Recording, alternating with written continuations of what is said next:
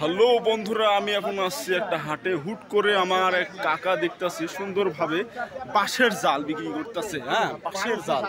কাকা, এটা বাঁশের জাল এত সুন্দর করে আপনি কিভাবে তৈরি করলেন কাকা? হাত দিয়ে তৈরি করছি। হাত দিয়ে তৈরি করেছেন?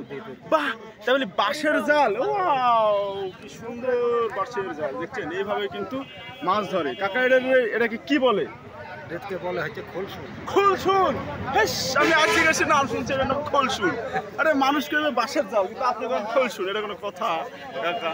এই কাকাকে অসংখ্য ধন্যবাদ। কাকা দেখছেন কি নিখুঁত ভাবে যে বাঁশের জাল তৈরি করেছে। দেখছেন এত সুন্দরভাবে বাঁশের জাল তৈরি করেছে, অসম্ভব। গ্রাম অঞ্চলের মানুষ এই বাঁশের নেট দিয়ে মাছ ধরে, এবং এই যেটাকে আমরা কি বলি খুচরা মাছ, এই খুচরা মাছ কিন্তু বিশেষ করে এইটার মাধ্যমেই আর ধরা হয়, হ্যাঁ, বাঁশের জালের মাধ্যমেই।